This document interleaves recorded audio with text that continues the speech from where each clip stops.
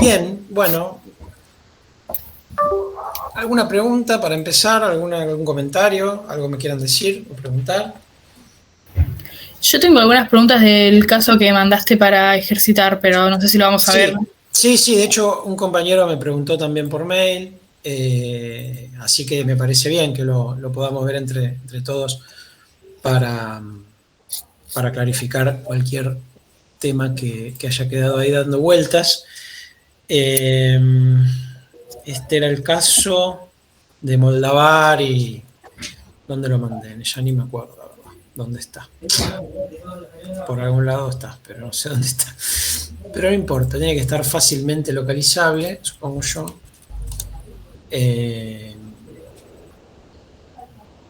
O lo busco en el campus. Pero bueno, díganme, yo me acuerdo del caso de todos modos. Si no lo mandaste por el campus porque no te andaba, Ah, ahí está, tienes lo mandaste razón. por mail. Muy bien, gracias. A ver, entonces tiene que estar en el mail, obviamente. Váyanme diciendo, yo me acuerdo del caso de cómo era. Pero ahora lo voy bajando. Es un influencer. No, el caso me lo acuerdo, me refiero a las preguntas que me Ok. generaron. Ok. Perdón, si no me expliqué bien. No sé si querés, si vamos a ir viendo como consigna por consigna, porque mis preguntas están más en las últimas preguntas, entonces no quiero por ahí adelantarme. Bueno, miren, si les parece, lo explico yo como lo pensaría yo y si tienen preguntas o lo resolvieron diferente, lo vamos viendo. O sea, acá claramente, como lo indica el caso, bueno, obviamente es un hecho de responsabilidad extracontractual, ¿no? Donde tenemos un dañador, que en el caso es nacional chileno, con domicilio en Chile, y realiza el hecho ilícito de difamar bueno, hasta calumniar, podríamos decir, con un hecho muy grave a un influencer, ¿no? De nacionalidad argentina, con domicilio en la Argentina, y que tiene una novia que vive en España. Básicamente esa es a grandes rasgos, digamos, resumido el caso.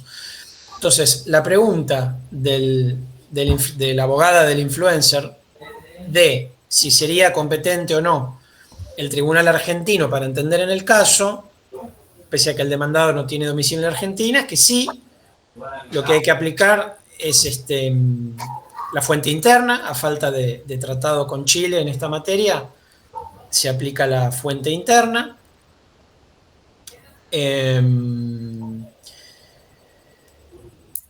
Por otro lado,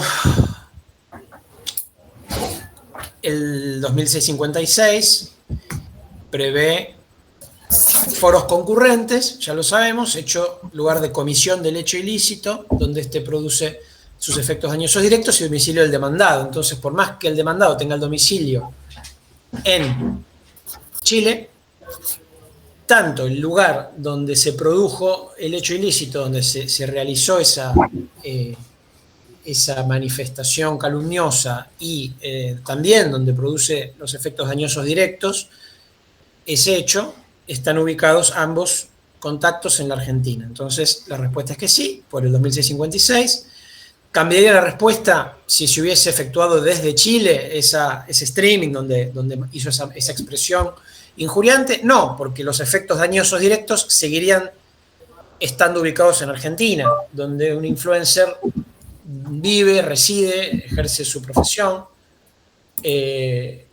Razonablemente podemos afirmar que los efectos dañosos directos se producen en la República Argentina. Entonces, no cambiaría la respuesta. Sí, por hipótesis, ¿qué es lo que debería pasar? Si abriese jurisdicción, ¿qué derecho se aplicaría al fondo de la controversia? ¿Qué tipo de norma es? ¿Cuál es el punto de contacto? Bueno, ya vimos que 2657, en principio, deberíamos ver por el segundo párrafo, el punto de conexión que hay que analizar en primer lugar, es el domicilio común de las partes. No lo tienen. El actor vive en Argentina y el demandado en Chile. Entonces pasamos al lugar donde el hecho produce sus consecuencias dañosas directas, con independencia de dónde se produjo el hecho ilícito y de dónde produce consecuencias indirectas.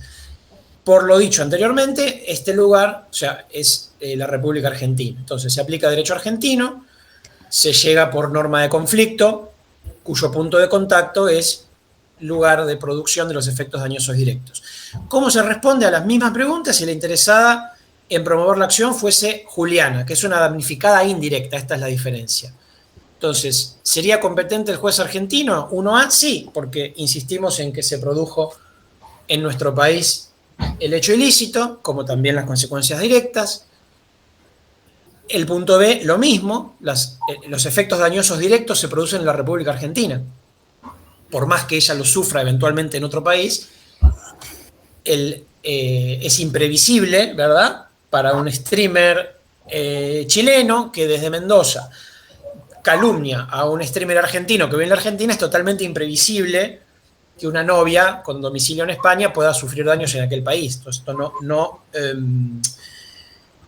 altera la circunstancia de que los efectos dañosos directos se producen en la República Argentina. Entonces, también sería competente el juez argentino, también aplicaría derecho argentino. Se aplicaría la misma. La respuesta esencialmente es la misma. La única diferencia, alguien podrá decir, es que tal vez el damnificado directo tenga legitimación activa como tal y la damnificada indirecta no la tenga. Pero eso es un problema de derecho material, de fondo argentino. Eso habrá que ver qué dice el derecho argentino de fondo. Habrá que estudiar derecho de daños, ¿sí? No un problema conflictual, no un problema de derecho internacional privado, es un problema de sustancia, ¿sí? Sigo y escucho después las preguntas que tenga. Bueno, con mi hipótesis de trabajo, Juliana demanda en España. Decide demandar en España. Si dichos tribunales asumen eventualmente jurisdicción, no lo sabemos sin conocer el derecho internacional privado español, evidentemente, y arriban una sentencia favorable, ¿sería el pronunciamiento susceptible de ser reconocido y ejecutado en la Argentina? Bueno, desde la perspectiva del control de la competencia del tribunal de origen, habría que preguntarse si está ubicada en la República Argentina, en el Reino de España, si está ubicado en el Reino de España alguno de los contactos jurisdiccionales previstos por nuestra propia normativa. Es decir, ¿el hecho ilícito se cometió en España? No. ¿El domicilio del demandado está en España? No.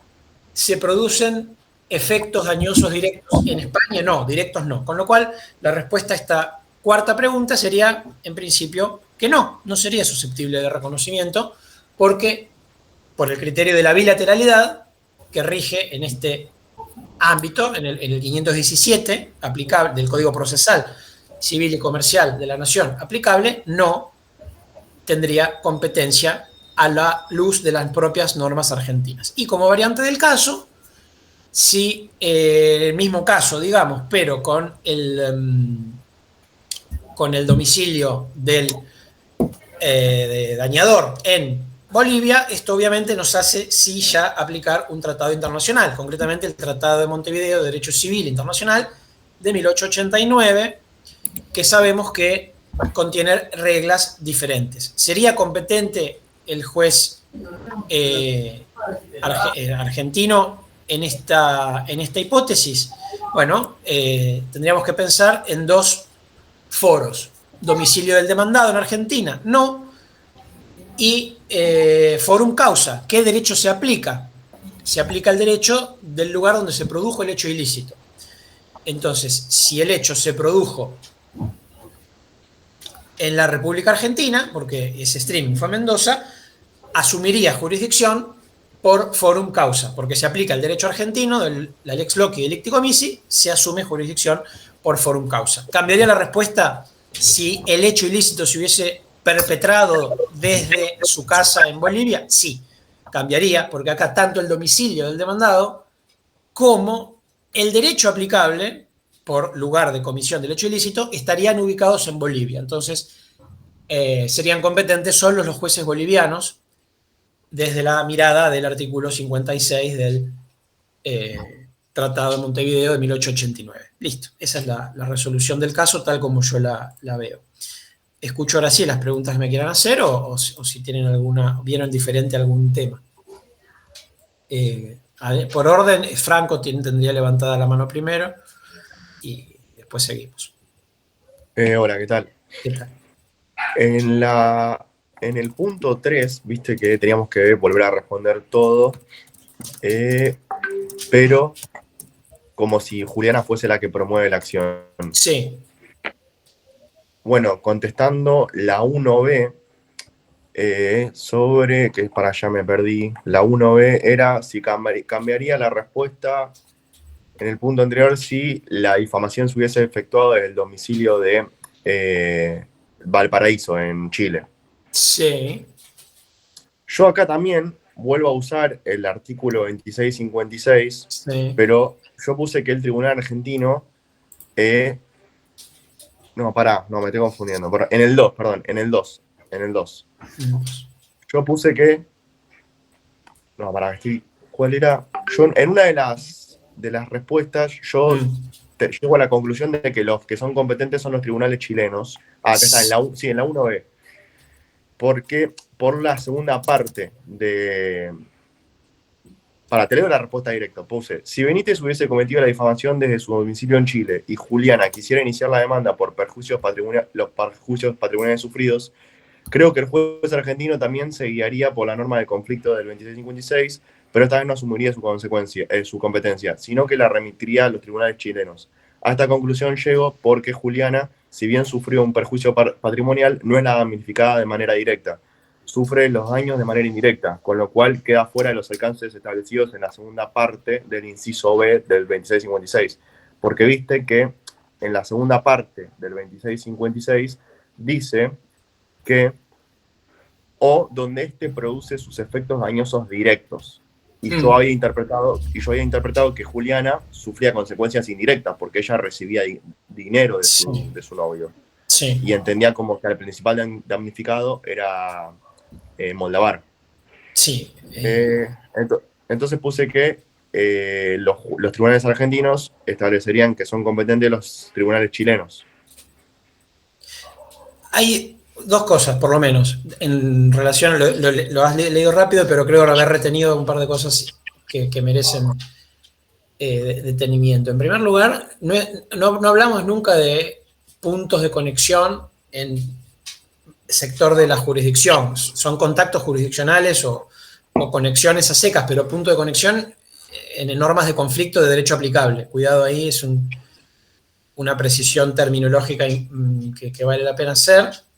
Y esto otro es más conceptual, no es solo una cuestión terminológica.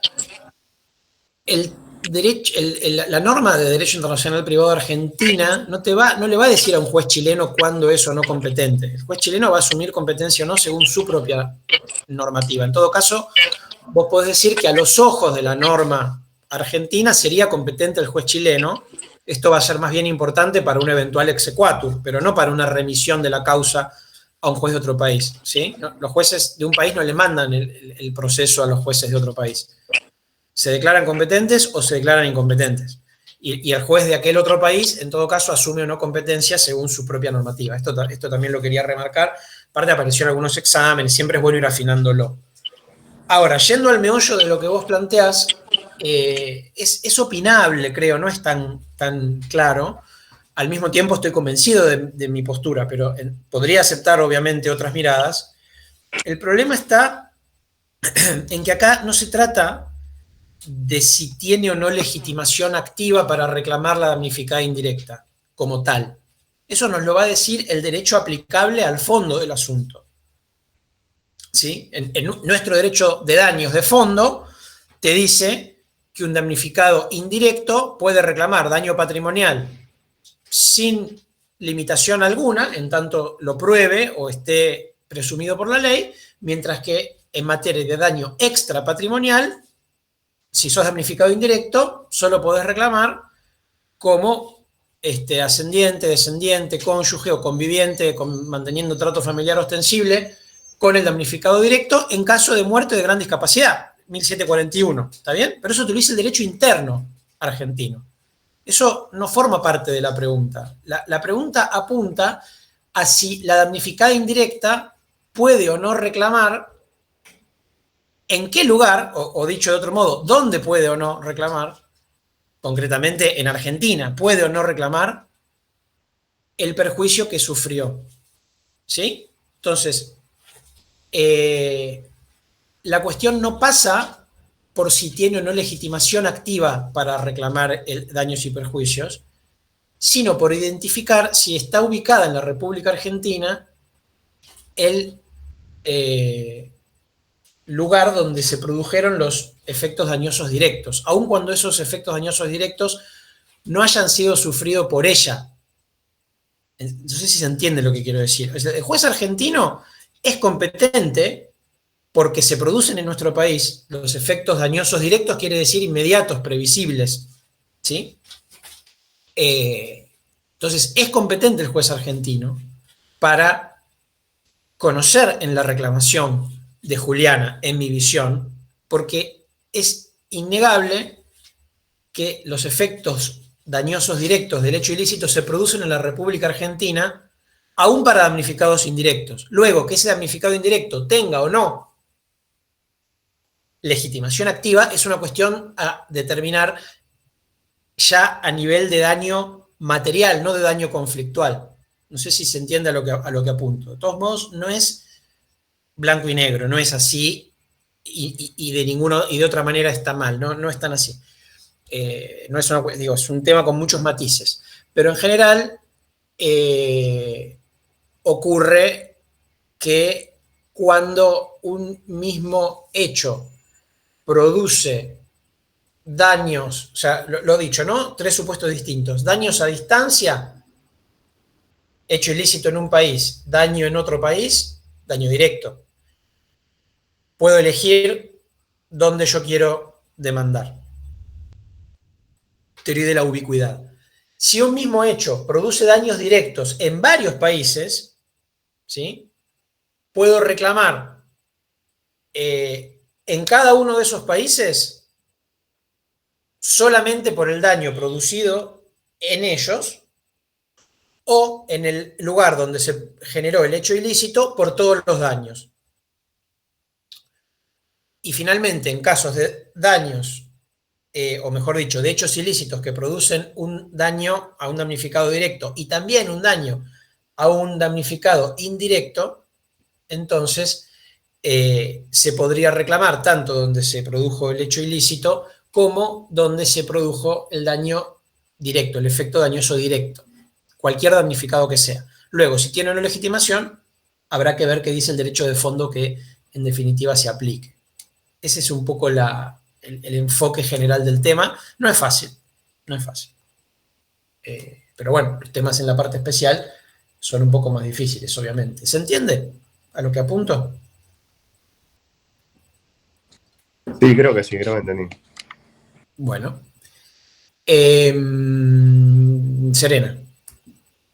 Sí, mi pregunta es sobre las 5, porque me mareó un montón a mí, porque yo también fui al mismo tratado, sí. Pero que el artículo 56, como habla de actos jurídicos, me confundió. Y no sabía si se aplica, o sea, no entiendo por qué se aplicaba si dice actos jurídicos. Bueno, porque un hecho ilícito no es un acto jurídico. Un hecho ilícito. Sí. A ver, es cierto, yo diría que es un problema más bien de técnica legislativa.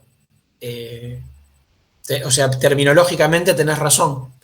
El problema también viene dado en que el artículo 43 se refiere a las obligaciones que nacen sin convención, se rigen por la ley del lugar en donde se produjo el hecho lícito o ilícito. Ves que el propio artículo 43 introduce, ¿por qué un hecho lícito?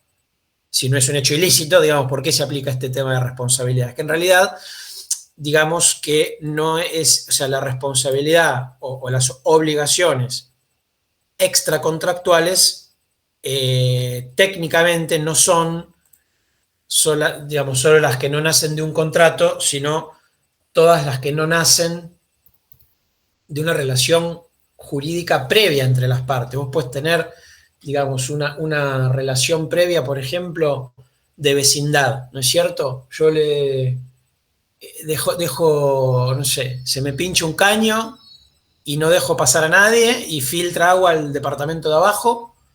Esa reclamación que me va a hacer obviamente el inquilino o el dueño del departamento de abajo, ¿es contractual o es extracontractual? Es difuso, porque por un lado, obviamente, no es que nos obligamos por mutuo acuerdo y yo falté a una prestación asumida voluntariamente, entonces uno diría no es contractual, pero al mismo tiempo tampoco tiene esa nota casi de aleatoriedad que tiene la responsabilidad extracontractual, donde uno no sabe quién lo va a dañar, uno sale a la calle y obviamente no elige quién lo va a atropellar, quién le va a pegar, quién lo va a insultar, quién le va a romper el auto, digo, ese deber jurídico realmente genérico de no dañar a otro y que se ve violado cuando, bueno, uno lamentablemente alguien o algo lo perjudica, le tocó, digamos, bueno, acá no le tocó, el vecino de abajo solo lo va a poder perjudicar el vecino de arriba, digamos, y si querés hay hasta un vínculo cuasi contractual dado por el reglamento de copropiedad. Quiero decir, te doy un ejemplo como hay muchos otros, donde no es tan difuso, ¿no?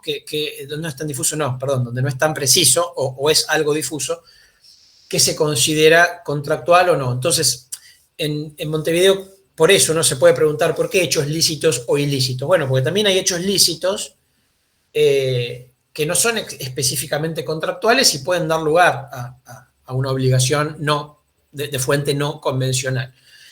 Bueno, en ese mismo orden, probablemente el artículo 56 debería decir hechos lícitos o ilícitos o actos lícitos o ilícitos. O sea, los medios que lo usan como un sinónimo ahí, aunque no... No, usaron un término más específico de lo que deberían, básicamente. Okay. Está muy bien tu observación, pero bueno, ten en cuenta que... No había duda de eso, lo había puesto, pero tenía esa duda. No, está bien, seguramente... Entonces lo aplicamos igual, sí, siempre sí. que haya algún hecho... Sí, no hay mucha duda al respecto, digamos, más allá de que, digamos, no es muy atinada tu observación. Los actos jurídicos son hechos humanos, voluntarios, lícitos, con un fin de crear, modificar, transferir, extinguir derechos y obligaciones. Un hecho ilícito no es un acto jurídico. Pero hace un siglo y medio, bueno, se les pasó, vamos a decirlo así. Pero está bien.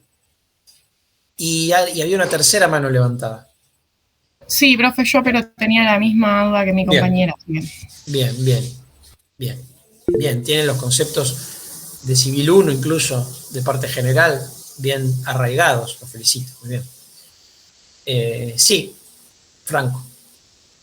Una última pregunta. Está bien, sí. En este caso, en este momento hipotético donde Juliana reclama, en la parte 2 del derecho aplicable.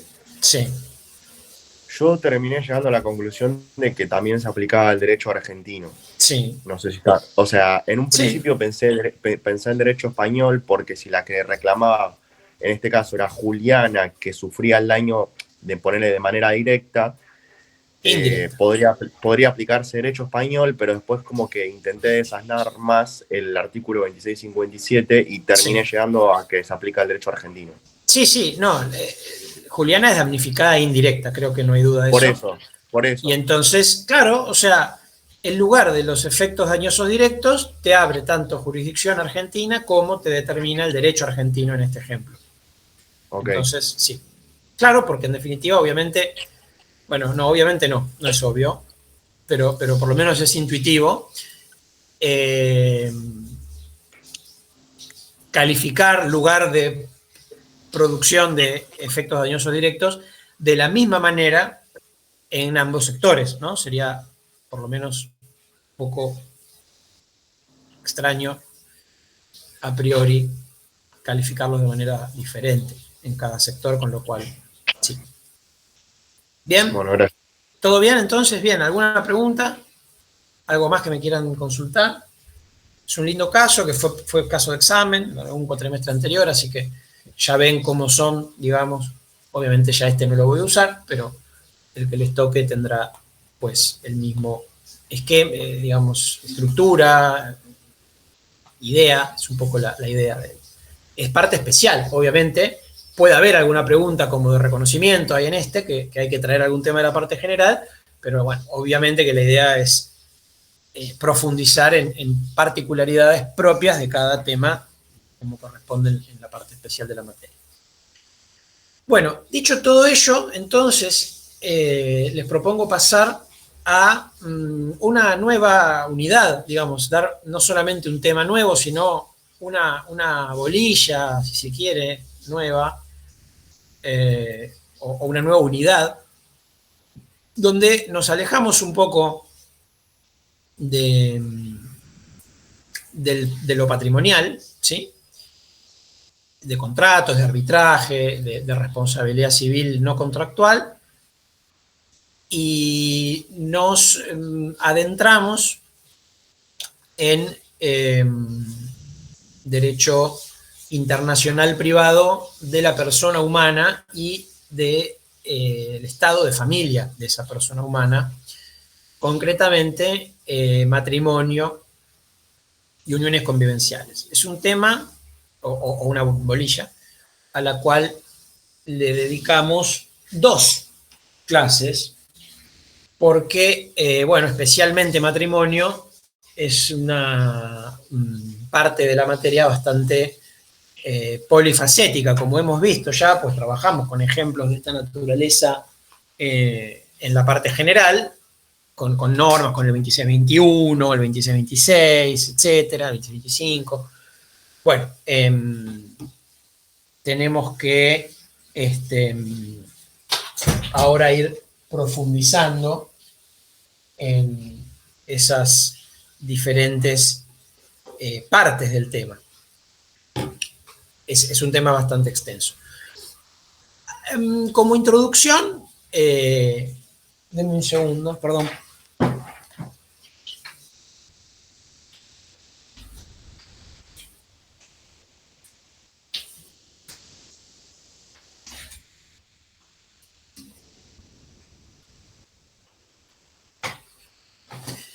Bueno, como introducción, matrimonio obviamente es una institución tradicional, centenaria, clásica, ¿sí? Hay temas que son más novedosos, bueno, obviamente todos los problemas que trae aparejada la tecnología para el derecho internacional privado, blockchain, inteligencia artificial, bueno, son súper novedosos. Otros como el contrato de consumo, por ejemplo, bueno, no son tan recientes, pero no tienen definitivamente más de 60, 70 años. Y otros como matrimonio, contratos, sucesiones, son antiquísimos. Entonces, esto marca un poco, cuando uno se acerca a estudiar un tema,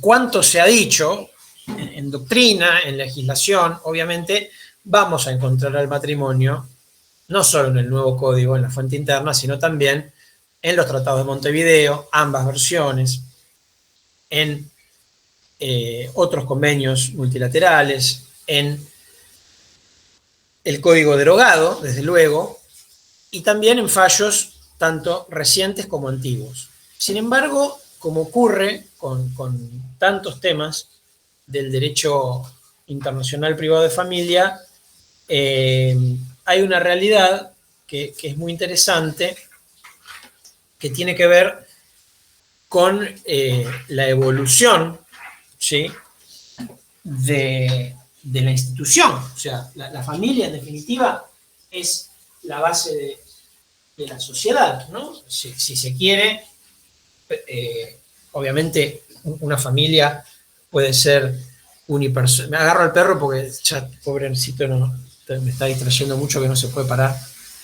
Es un perro muy viejo. ¿Lo conocen? ¿Se lo mostré a Bruno alguna vez? ¿No? Es medio arisco a veces, pero... ¡Ah!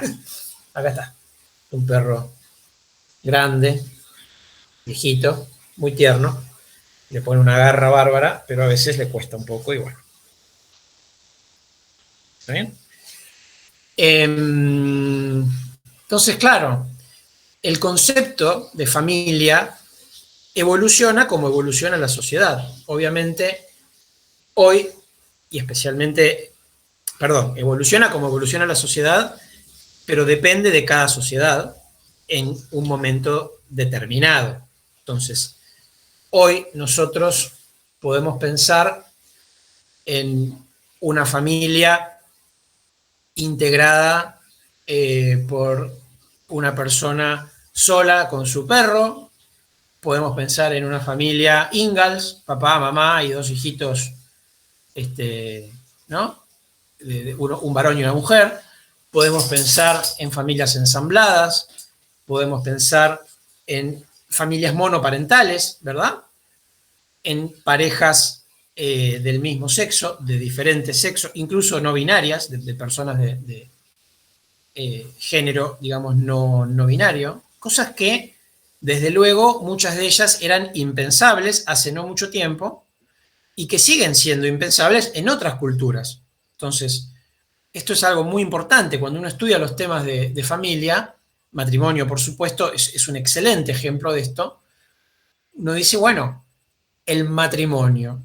Ok, el matrimonio hoy puede celebrarse entre personas de diferente sexo o del mismo sexo, o de cualquier sexo, en definitiva. Hace 15 años solamente. Antes no. El matrimonio hoy se puede disolver en vida de los cónyuges sin necesidad de que se declare su nulidad, por simple decisión de que no hay más proyecto en común, no hay más amor, no hay más ganas, se pide el divorcio. Sin embargo, hasta hace 10 años era requerido el común acuerdo o causales objetivas, más causales objetivas, o alguna causal subjetiva. Se discutía el adulterio, me engañó, me abandonó, me trataba mal.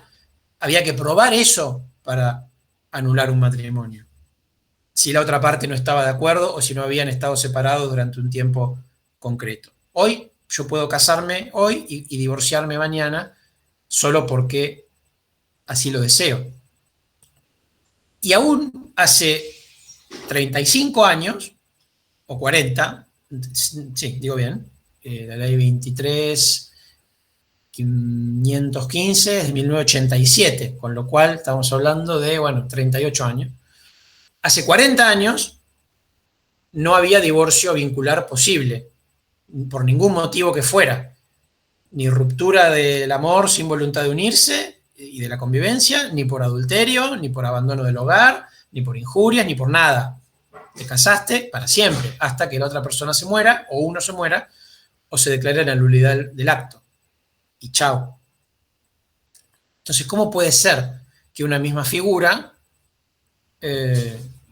cambie tanto a lo largo del tiempo? Bueno, es así, porque cambia la sociedad. Sigue siendo una institución que, por otro lado, es formal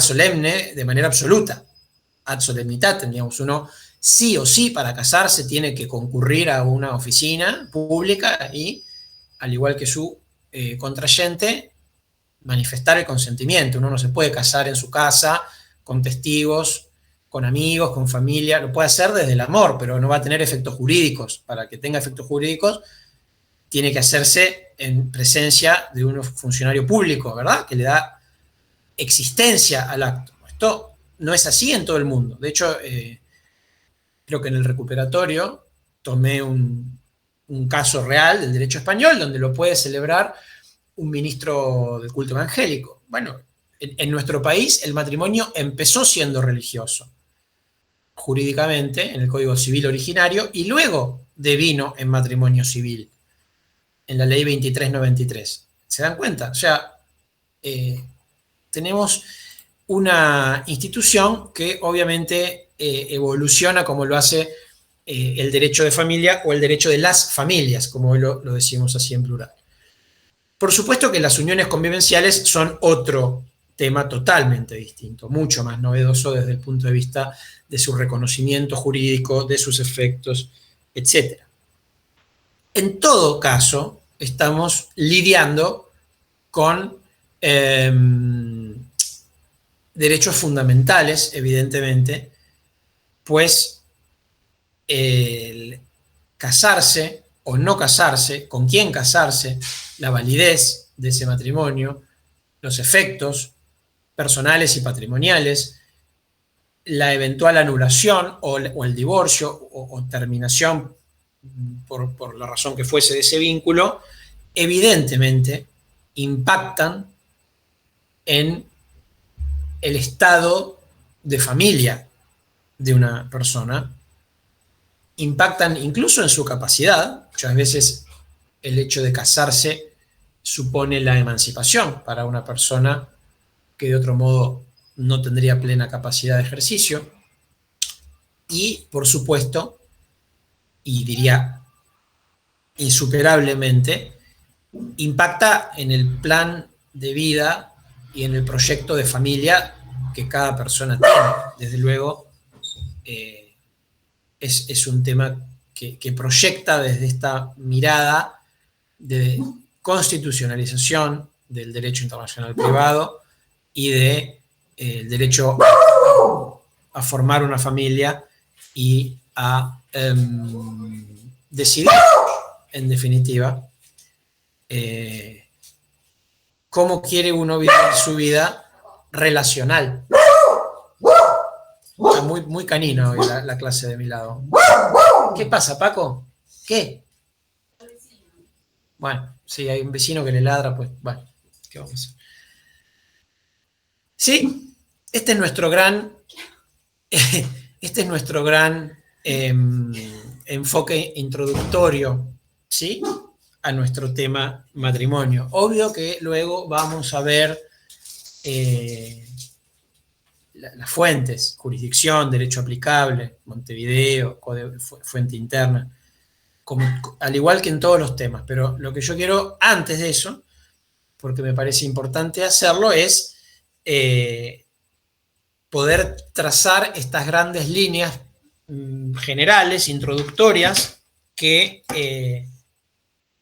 dan forma, digamos, sí, le dan la forma característica al problema del matrimonio. O sea, y reitero, su mutabilidad con el transcurso del tiempo y entre cultura y cultura jurídica, o sea, que es una institución muy, digamos, versátil o heterogénea a la hora de llenar de contenido esa categoría, y la relación que tiene con los derechos fundamentales de toda persona. Por supuesto que también hay otra contracara, ¿no? Así como, ¿no?, por supuesto, intenta en todo caso favorecer la autonomía de las personas que deciden casarse o no, pues forma parte de su proyecto de vida. Del mismo modo, hay que resguardar la integridad de aquellas personas que son forzadas a contraer matrimonio. En otras culturas pasa, lamentablemente, ¿no?, matrimonios forzados, incluso generalmente de mujeres de muy corta edad, donde estos matrimonios se arreglan, se esfuerzan y no tienen nada que ver con el plan de vida de la mujer. Una situación de vulnerabilidad muy importante, pero bueno, eso por supuesto forma parte de un problema mucho más complejo, que no vamos a abordar en este curso, pero que también obviamente está relacionado con el tema. En fin. ¿Algo que me quieran decir hasta acá? De toda este primer pantallazo.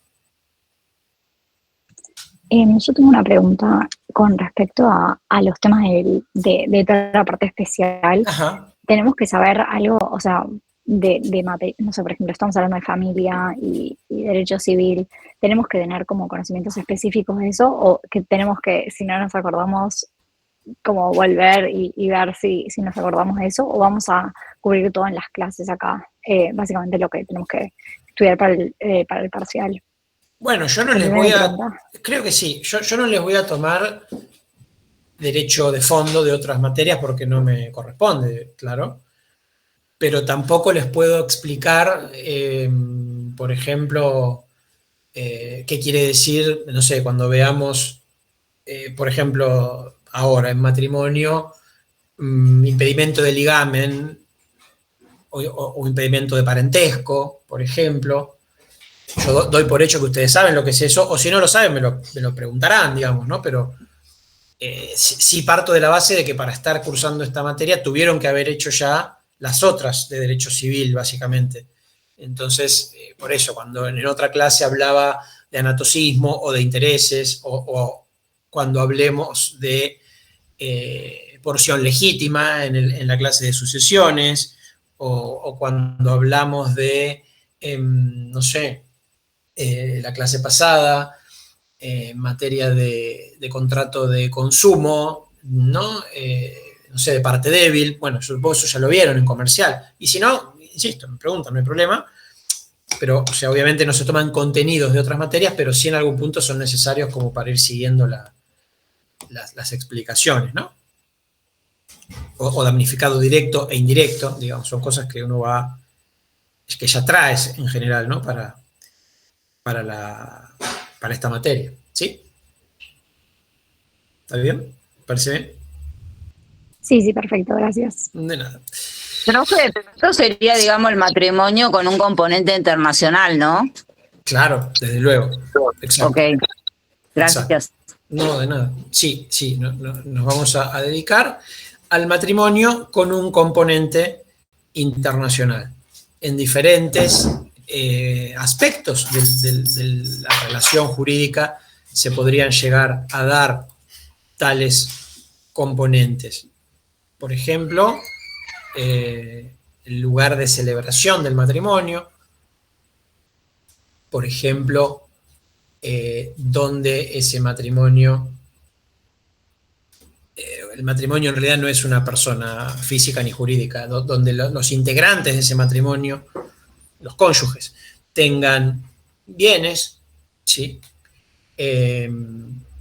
Donde tengan el lugar del domicilio conyugal, desde luego, o el domicilio de cada uno de los cónyuges, si la convivencia se ha roto, ¿verdad? Y uno de los cónyuges se fue a vivir a otro país, bueno, tal vez interese no solo el domicilio conyugal, sino el domicilio del demandado, del cónyuge demandado. Incluso en otras latitudes, la nacionalidad de los esposos o esposas, etcétera. O sea, podemos tener diferentes, incluso lugares donde se pretenda hacer valer un derecho, ¿verdad? Diferentes circunstancias pueden internacionalizar al matrimonio, justamente porque es una institución bastante compleja, que nos puede interesar su validez formal, su validez intrínseca, sus efectos patrimoniales, sus efectos personales, su culminación, etc. Entonces, la capacidad, bueno, la capacidad para contraer el acto formaría parte de la validez intrínseca, ¿sí? La prueba, etc. Entonces, sí, cualquiera de esos elementos que esté ubicado ya en otro país nos haría pensar en un matrimonio internacional. Concretamente, es más sencillo quizá estudiar en primer lugar la jurisdicción internacional. La jurisdicción,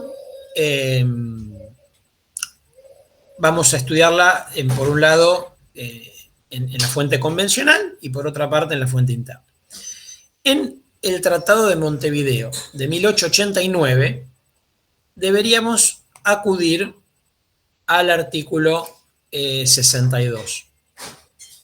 El artículo 62 nos dice que el juicio sobre nulidad del matrimonio, divorcio, disolución y en general todas las cuestiones que afecten las relaciones personales de los esposos se iniciarán ante los jueces del domicilio conyugal. Hay consenso en sumarle a este foro el foro general del artículo 56, segundo párrafo, domicilio del cónyuge demandado. Esto lo agrega la doctrina, ¿sí? Entonces, si tenemos que aplicar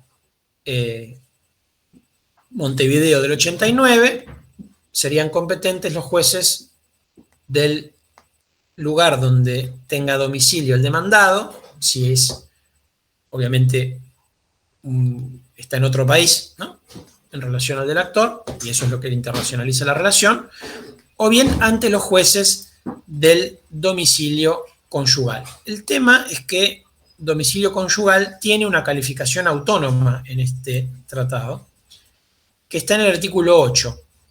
¿Qué es el domicilio conyugal?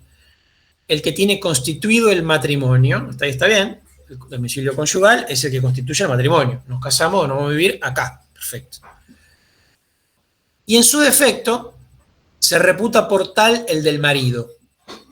La mujer separada, judicialmente, conserva el domicilio del marido mientras no constituya otro. Bueno, estas dos partes de la norma, evidentemente, hoy y hace tiempo son inaplicables por ser discriminatorias respecto de las mujeres, para empezar, e incluso de uniones no heterosexuales, porque no hay marido en un matrimonio de dos mujeres, por ejemplo, ¿no? Entonces, es discriminatoria por donde se lo mire, por orientación sexual o por género, ambas es una norma inconvencional e inconstitucional. No está denunciado este tratado, esta norma no está denunciada formalmente, pero ningún operador jurídico hoy podría razonablemente aplicar este dispositivo. Entonces nos quedamos solo con la primera parte del artículo, que no tiene ningún inconveniente.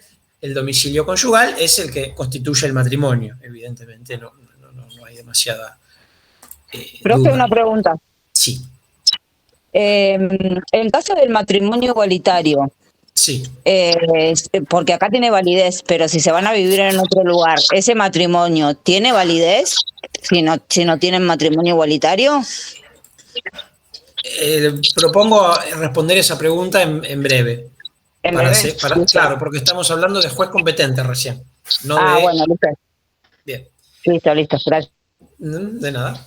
Y además esa respuesta depende en función de qué tratado tengas que aplicar. No es lo mismo con Uruguay, con Colombia o con Suiza, digamos. Porque en un caso aplicás tratado de Montevideo del 40 o del 89 o Fuente Ok, gracias. Dale, gracias. Bueno, ¿sí? Entonces, Montevideo del 89, juez competente, lo dicho, ¿sí? Domicilio conyugal, entendido como el que el matrimonio ha constituido, o jueces del domicilio del cónyuge demandado, obviamente cuando hay una parte actora y una parte demandada. Si hay una presentación de común acuerdo, no hay demandado y actor. Hay peticionantes que se presentan en conjunto. Bien. En el Tratado de Montevideo del 40 hemos de remitirnos ahora al artículo 59, que agrega, digamos, tiene una norma muy similar. En el primer párrafo, los juicios sobre nulidad de matrimonio, divorcio, disolución y en general sobre todas las cuestiones que afectan las relaciones de los esposos se iniciarán ante los jueces del domicilio conyugal. Bueno, casi lo mismo que la versión anterior. Agrega: si el juicio se promueve entre personas que se hallen en el caso previsto en el artículo 9, será competente el juez del último domicilio conyugal. El artículo 9 dice que la mujer separada judicialmente o divorciada conserva el domicilio del marido mientras no constituya otro. La mujer casada abandonada por su marido, es un desastre obviamente, ¿no? Obvio, por una cuestión de época, evidentemente, no se consideraba como hoy la igualdad de género. Obviamente que esto visto desde la actualidad es una aberración absoluta, que la mujer casada abandonada por su marido conserve el domicilio conyugal, salvo que se pruebe que ha constituido por separado en otro país domicilio propio. Bueno, obviamente artículo 9 y el segundo párrafo del 59 tampoco tiene ningún tipo de posibilidad de ser aplicado en la práctica. Bien. Entonces, hasta acá, juez competente para validez o nulidad, divorcio, disolución y relaciones personales. ¿Qué quedaría por fuera? Las relaciones patrimoniales entre cónyuges, o sea, el régimen patrimonial del matrimonio, ¿sí? Que en los tratados de Montevideo tienen su propio artículo. En el caso del tratado más antiguo, es el artículo 63, serán competentes para resolver las cuestiones que surjan entre esposos sobre enajenación u otros actos que afecten los bienes matrimoniales, los jueces del lugar en que estén ubicados esos bienes. O sea, lex rei enol, perdón, lex no porque esto es jurisdicción internacional, no dije nada, perdonen. Esto es un criterio de jurisdicción vinculado con el lugar de ubicación de los bienes, ya sean muebles o inmuebles. Es un criterio muy criticable, digamos, porque los bienes pueden estar ubicados en un lugar aleatorio, digamos. Los esposos o cualquiera de ellos pueden tener un bien en un depósito de otro país, porque es seguro, porque les sale barato, porque lo que fuera, o en la casa de un amigo o de un familiar o lo que fuera, y no tiene nada que ver con la vida de ese matrimonio, solo porque, no sé, nos compramos una obra de arte, ¿no? Con mi esposa, y está en lo de un amigo que vive en Estados Unidos, en un depósito, o en cualquier lugar en otro país, son competentes, deberían serlo. Bueno, en Estados Unidos no se aplica el tratado, en Perú. Deberían ser competentes los jueces peruanos para discernir si ese bien lo puedo administrar yo o mi esposa o en conjunto, o si hace falta el asentimiento de uno para que el otro la venda. Lo va a discernir un juez peruano solo porque ocurre que la cosa está en Perú. Raro, como criterio de atribución de jurisdicción basado en la proximidad, suena raro. Por eso, ya le doy la palabra a Milagros, es mucho mejor, es más atinada y superadora la redacción del Tratado de 1940, que dice, en el artículo 60, serán competentes para resolver las cuestiones que surjan entre esposos sobre enajenación u otros actos que afecten los bienes matrimoniales, en materia de estricto carácter real, los jueces del lugar en donde estén ubicados esos bienes. Obviamente, en materia de estricto carácter real,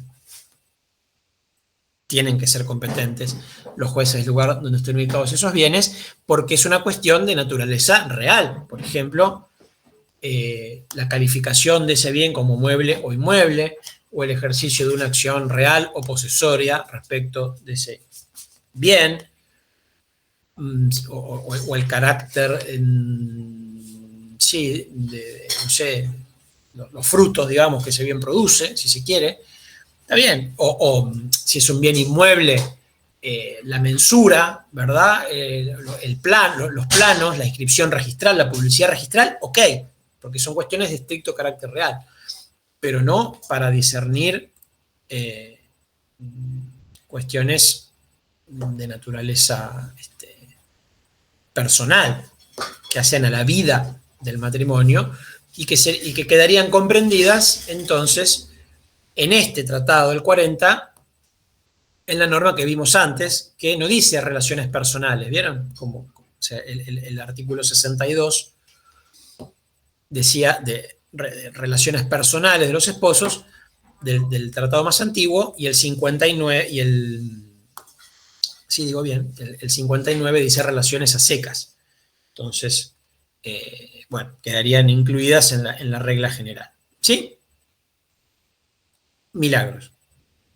Tengo una duda, volviendo un poco para atrás, Sí. no sé si lo mencionó y no lo escuché, A ver. respecto al Tratado de Montevideo del 89. En la capacidad de las personas para contraer el matrimonio.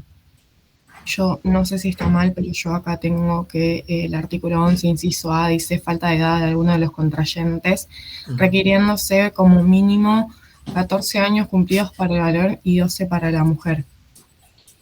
Sí, pero... sí. ¿Esto se aplica? Hoy en día se toma como referencia. Si yo tengo un caso y quiero pedir la nulidad de un matrimonio que tenga estos elementos, ¿puedo? O sí se va a regir por esto, ya que está el tratado. ¿Cómo hago? Es derecho aplicable. Todavía no lo vimos, no es que no lo haya explicado y no se entendió, sino que todavía no llegamos a derecho aplicable. Acá solo Estoy empezando por el tribunal competente para entender en una cuestión de estas. ¿Qué tribunal sería competente? Sería competente el tribunal del domicilio conyugal o el del domicilio del demandado. Dos foros concurrentes. Luego, no hay problema, pero es importante diferenciar los sectores, porque estas normas se aplican solo para competencia, no nos dicen nada acerca de si es o no válido un matrimonio en función de la edad de los contrayentes, ¿sí? Solo nos dice qué juez lo va a decidir. Okay. ¿Y por qué? Ahora doy la palabra a Juan Ignacio. Porque las normas de jurisdicción son más generales y menos cantidad. Fíjense que en los tratados de Montevideo tenemos solo 2 artículos en cada uno. Uno para las relaciones patrimoniales y otro para todo lo demás. Y en la fuente interna ni siquiera, tenemos uno solo, el 2621, para todo. En cambio, para derecho aplicable, varía la norma pertinente según de qué tema se trate. ¿Es un problema de capacidad? Hay una regla. ¿Es un problema de relaciones personales? Otra regla. Relaciones patrimoniales, otra regla. Divorcio, otra regla. Entonces, por eso es muy importante hacer esta distinción de sectores, obviamente en toda materia, en toda la materia, en todos los temas, pero acá es clave porque, digamos, es fácil confundirse y aplicar una norma a otro problema, y de eso no volvemos más. Obviamente en un examen, en un escrito, en una consulta que se está evacuando, el error en el enfoque desde ese lado es grave y es como insalvable, ¿no? Estás contestando mal de raíz. Por eso acá es súper importante hacer esa precisión, que está bárbaro que salga en clase, obviamente, y no en una instancia de evaluación. Así que son muy interesantes esas preguntas, pero enseguida las abordamos. Sí, Juan Ignacio. ¿Qué tal, profe? Solo para a ver si entendí. Sí. Entonces, el régimen patrimonial sí queda incluido en el artículo 59 del Tratado de Montevideo del 40. El régimen patrimonial en ambos tratados está incluido. El tema es que estamos hablando siempre de juez competente solamente. La jurisdicción para entender en materia de régimen patrimonial está contemplada en ambos tratados. Pasa que en la versión más antigua se reconocería la competencia a los tribunales del lugar donde están situados esos bienes, en general, mientras que en la versión más moderna se le reconoce competencia a los tribunales donde están situados esos bienes, pero solo para cuestiones de estricto carácter real. Esa diferencia es importante. En el tratado más antiguo, tanto un problema de estricto carácter real, como por ejemplo,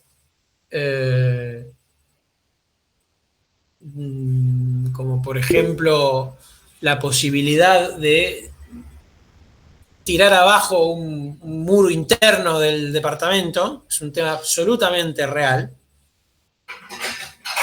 como el derecho de administración de ese departamento, que es una cuestión evidentemente personal, corre por la vía de los derechos personales.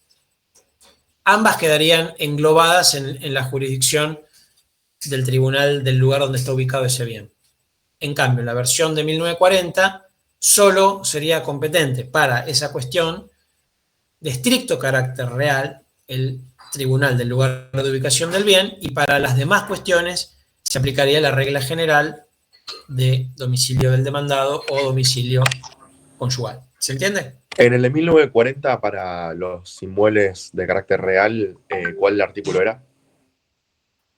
60. Inmuebles o muebles, son cuestiones de estricto carácter real, sea cual sea su carácter de bien inmueble o inmueble. Por ejemplo, ¿qué es la posesión de buena fe o de mala fe? Bueno, eso lo va a decidir el juez del lugar donde esté ubicado el bien, porque es una cuestión de estricto carácter real. Ahora bien, ¿puedo dar en alquiler ese inmueble con mi sola firma, con mi sola voluntad, o necesito que esté de acuerdo también mi esposo? Bueno, eso no es una cuestión de estricto carácter real. Entonces, en el Tratado del 40 no quedaría sometido a la jurisdicción del lugar donde está ubicado el bien, lo cual es lógico, es superador. ¿Sí? Lucila. Sí, por ahí esta pregunta es súper boba, así que perdón por eso, por adelante. No hay problema, no. Pero sí, si tenemos, por ejemplo, dos partes, imaginémonos Argentina y Perú, o sea, un nacional de cada país o algo así, y cualquiera de los dos tratados es aplicable porque tenemos a Perú en ambos y Argentina en ambos, aplicamos, o sea, ¿cuál aplicamos? Porque al fin y al cabo van a ser distintos. O sea, si tenemos un caso de derechos reales no habría problema, pero si es un caso de derechos personales, ¿qué aplicamos? ¿Aplicamos el Tratado de Montevideo del 89 o el del 40? Me temo que en tu pregunta cometes un error que aprovecho para erradicar en la medida de lo posible, y es que Perú solo está obligado por la versión más antigua. Recuerden que Argentina, Paraguay y Uruguay son los únicos 3 países obligados por la versión más moderna, que igual ya tiene 85 años, y que Perú, Bolivia y Colombia solo se obligaron por la de 1889. Entonces, con Perú aplicás seguro la versión de 1889 porque la otra no fue ratificada por ese país. Entonces, ojo con eso porque sería una picardía que se equivoquen justo con eso si les toca el tema. Puede pasar, obvio, a cualquiera le puede pasar, pero traten de... Son poquitos países, traten de no errarle en eso porque pierden puntaje que sería muy fácil evitar perder. Y respondiendo a tu pregunta, Lucila, es que, bueno, supongamos que en lugar de Perú hubieras dicho Paraguay. Bueno, se aplica la versión más moderna entre países obligados por ambos instrumentos, se aplica el posterior. Como también hemos visto, obviamente, primero, si hubiese algún tratado con una jerarquía superior, obviamente prevalece la CEDAW, que es la Convención sobre la Eliminación de todas las formas de discriminación contra las mujeres, tiene jerarquía constitucional. Entonces, obviamente le gana al artículo 8 o 9 de los tratados de Montevideo, que tienen una solución totalmente discriminatoria. ¿Sí? Entre tratados de la misma jerarquía, como ambos tratados de Montevideo, por ejemplo, o una CIDIP y un convenio de la Haya, etcétera, si hay reglas de compatibilidad, se las considera. A veces el propio tratado dice cómo se debe resolver el conflicto de aplicación entre tratados, ¿sí? Y de no haberlas, pues habrá que preferir en general el posterior o el más específico, sin perjuicio de otras soluciones más complejas, con algunos matices que uno podría, por supuesto, profundizar, pero que para no hacer excesivamente difícil el tema, yo no lo hago. Si alguien quisiera, por supuesto, puede profundizar. Por ejemplo, que en materia de cooperación se puede propiciar una interpretación que conduzca a aplicar el tratado más favorable a la cooperación, como una lectura pro cooperación. Si les interesa, María Blanca Nottaquela, profesora titular de esta facultad, ha trabajado mucho ese tema al punto de publicar un libro completo, o sea, un libro entero, quiero decir, un libro largo, todo un libro, digamos, propiamente dicho, dedicado a ese tema. ¿Puedo yo, con el escaso tiempo que tenemos, dedicarme en profundidad? No, lo menciono porque me lo preguntan, pero con que apliquen el tratado de jerarquía superior o en su defecto la regla de compatibilidad y en su defecto el posterior o el más específico, para este nivel me alcanza. ¿Sí? ¿Sí? ¿Se entendió? ¿Está bien? Bueno, ¿me expliqué bien, quiero decir? ¿Me di a entender? Sí, perfecto, gracias. De nada. Bueno. Fuente interna. fuente interna, es decir, Código Civil y Comercial de la Nación, ya lo hemos visto. El 2621 lo trabajamos para estudiar otros temas de la parte general, lo dice ahí, en el chat lo copié, una única norma sobre jurisdicción para todos los problemas del matrimonio, ya sean acciones de validez o nulidad, que en realidad validez y nulidad son como las caras de una misma moneda, y disolución del matrimonio, así como las referentes a los efectos, deben interponerse ante los jueces del último domicilio conyugal efectivo o ante el domicilio o residencia habitual del cónyuge demandado. Una solución muy similar en esto de los foros concurrentes, agregándose, similar digo a la de los tratados de Montevideo, agregándose la residencia habitual que ya hemos visto que viene a superar en algún punto el concepto de domicilio, que a veces puede ser problemático de establecer. Se entiende por domicilio conyugal efectivo el lugar de efectiva e indiscutida convivencia de los cónyuges. Calificación autárquica, fallo Hobke, fallo Blasov. Recordemos que ya la Corte había dado esta calificación. Y esto es jurisdicción internacional. ¿Hasta acá estamos bien?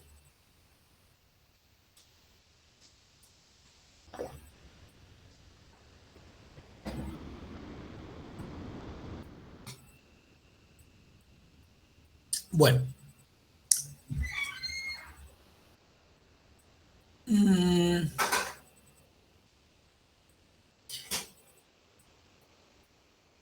Estoy pensando que 15 minutos nos van a quedar muy cortos como para encarar derecho aplicable, que es toda la otra parte que nos falta, especialmente porque tenemos que comenzar por validez, ¿no? Y capacidad, o sea, validez intrínseca y extrínseca.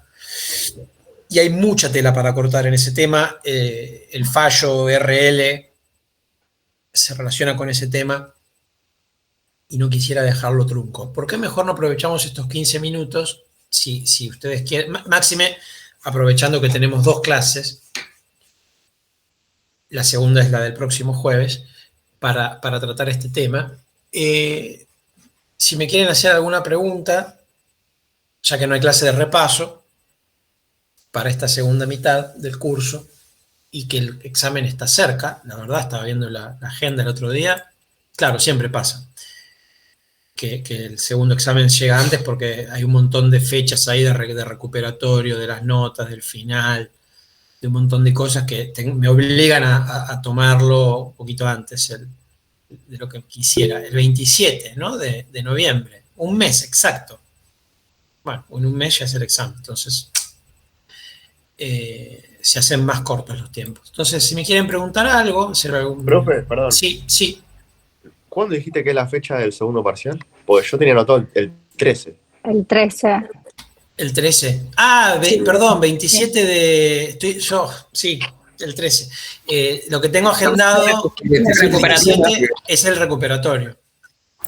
Ok. Como estoy muy cansado, leí DIPR segundo y hablé. Pero el segundo recuperatorio. El segundo parcial es el 13 de noviembre, efectivamente. El jueves 13 de noviembre, gracias por corregirme, es el segundo parcial. Bueno, un mes, nada, de un mes. Son 2 semanas y media. O sea que se hace hiper corto el segundo tramo del curso. Así que sí, el 13, gracias, disculpen. Es realmente pronto. Sí, Milagros, tenías la mano levantada. Sí, tenía una duda con el tema del artículo 2621, que sería Sí, la normativa interna. de fuente interna. Sí. Si yo quiero hacer prórroga de jurisdicción, ¿puedo en No. estas cuestiones? No, en materia matrimonial no está permitida la prórroga de la jurisdicción por no tratarse de una cuestión patrimonial, sino de familia. Ok.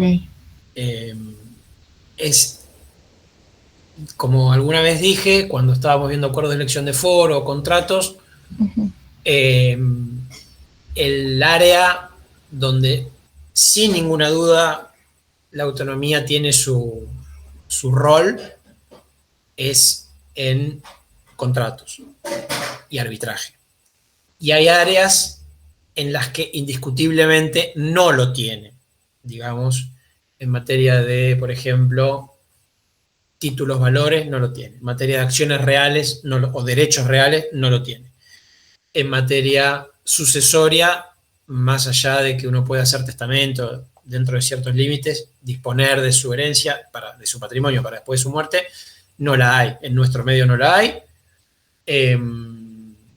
Adopción, por supuesto que no. ¿Sí?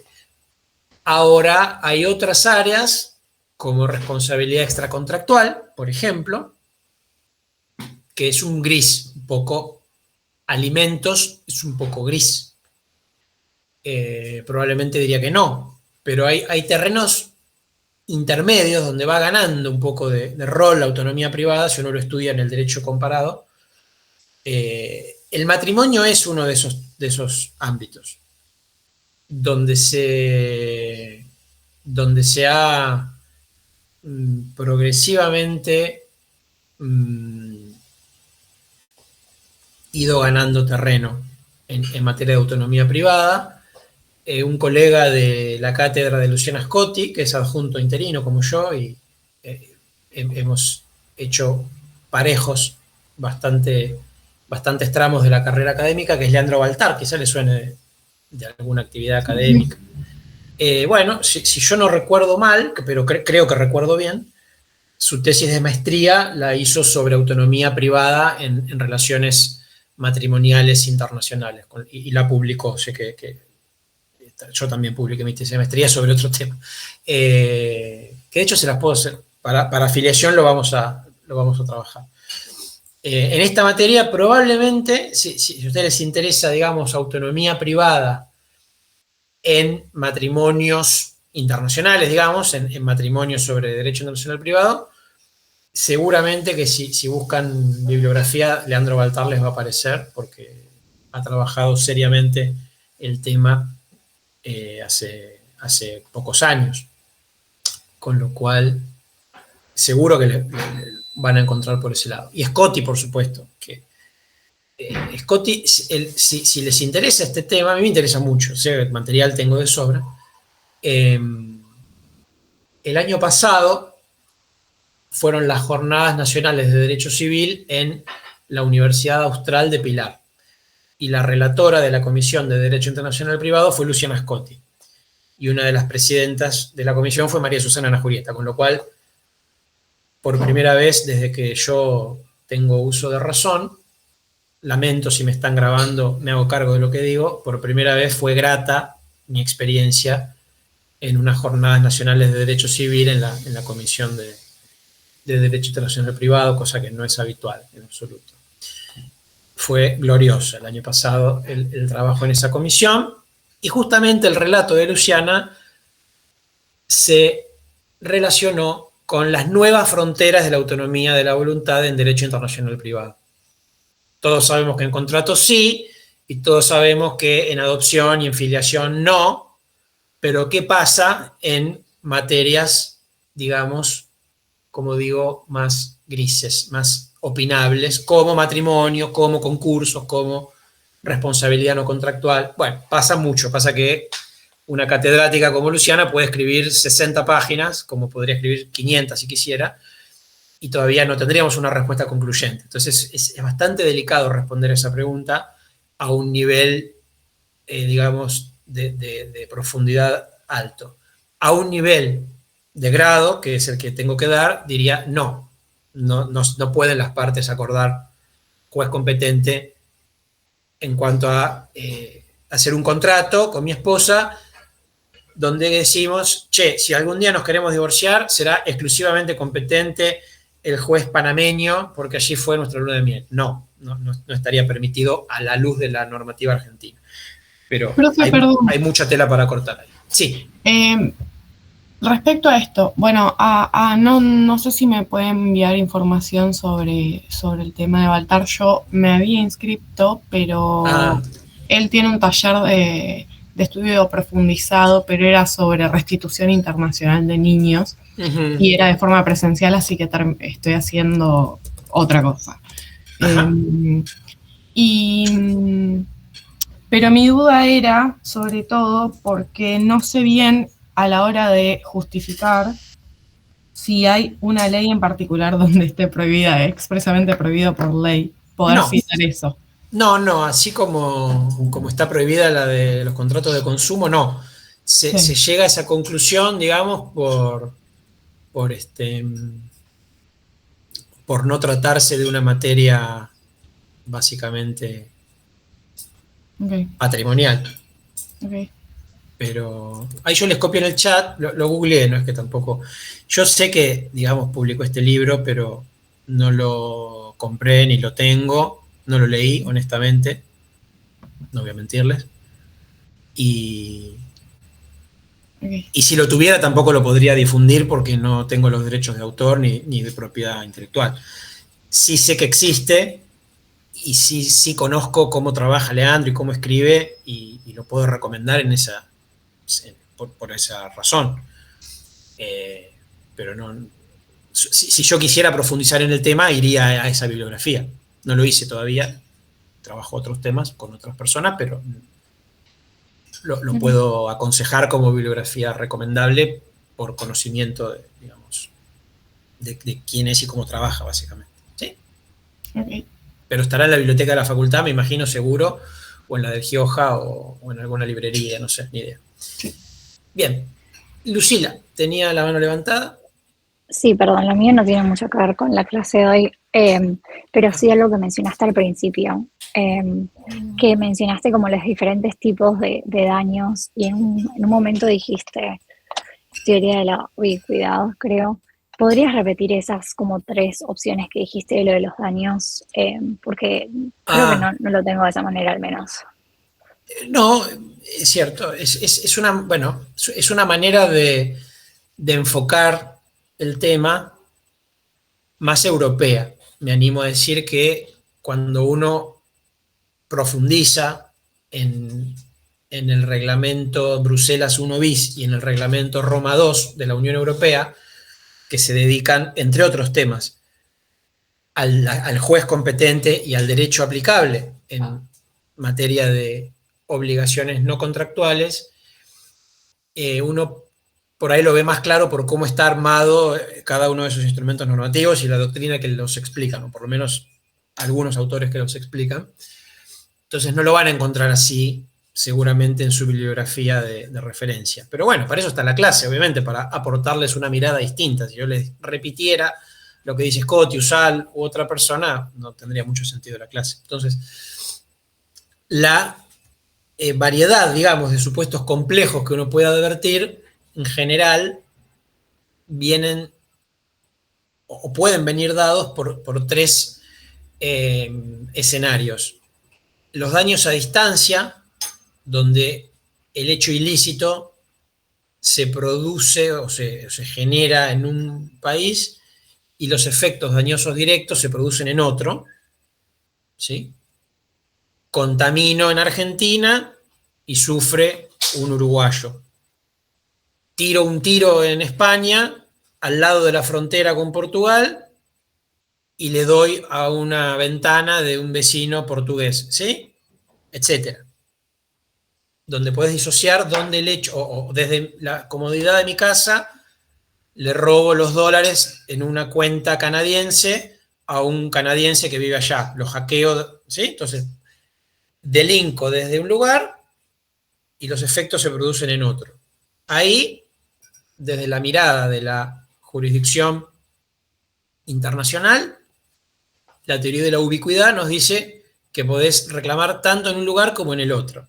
Y además tenés el domicilio del demandado como foro general. ¿Sí? Esa sería una hipótesis. Otra hipótesis es daños plurilocalizados, es decir, un mismo hecho genera consecuencias dañosas directas en varios países. ¿Sí? desde la comodidad de mi casa en Argentina, donde vivo, hackeo a una persona y le robo sus ahorros que tenía depositados en un banco canadiense, en un banco estadounidense y en un banco suizo. ¿Está bien? Un solo lugar de comisión del hecho ilícito, 3 lugares donde se producen consecuencias dañosas directas. ¿Sí? Creo que es previsible que si hackeo cuentas bancarias de bancos de 3 países, es previsible la eventual jurisdicción de los tribunales de cada uno de esos países. ¿Sí? Perdón, y eso también sería teoría de la ubicuidad, que puedo reclamar en todos los lados en donde se generan los daños. Ahí se hace necesario hacer una distinción, y es que yo podré reclamar en Canadá solo por la plata robada de la cuenta canadiense, en Suiza solo por la Suiza, y en Estados Unidos otro tanto, mientras que en Argentina, por ser el lugar de comisión del hecho ilícito que genera todos los daños, puedo reclamar por todos los daños. Básicamente ese es el matiz. Donde se produce el hecho ilícito, puedo reclamar por la totalidad, y donde se producen sus consecuencias dañosas, en todos los países donde se producen consecuencias, puedo reclamar en cada uno, pero solo respecto de los daños de cada uno. Y por último, cuando ocurre que un hecho ilícito genera tanto efectos dañosos directos en otro país como consecuencias dañosas indirectas en otro país distinto, en un tercer país, por ejemplo,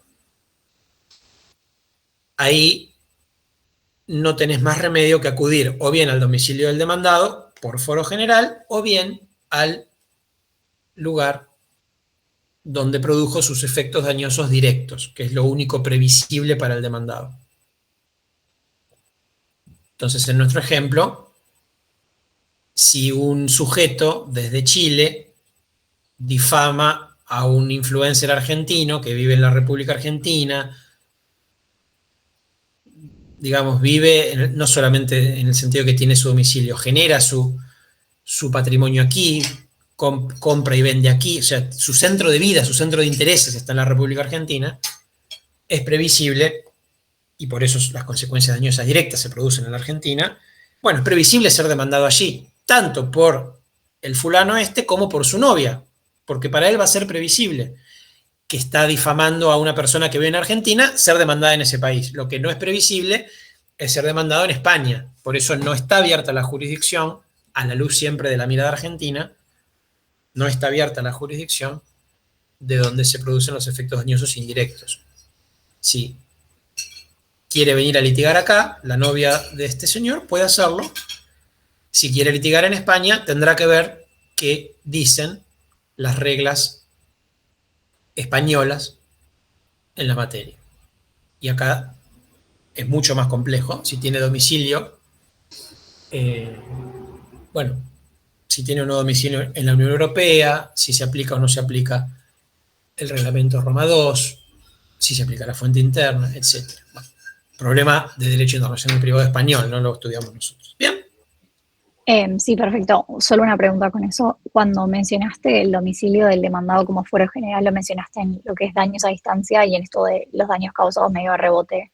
Sí. En los daños pluralizados no es un fuero general, o sea, no tenemos el domicilio del demandado como una opción, o si la tenemos. No, sí, también. Okay. Sí, lo tenemos. Sí, está bien, sí, no lo mencioné, pero sí, es verdad. De acuerdo. Bueno, muy bien. Llegamos a la hora. Así que les agradezco y nos vemos la próxima, que es el jueves. Muchas gracias. Buenas noches. Que estén bien. Chao, profe. Buena semana. Chao, gracias. Hasta luego. Chao, gracias.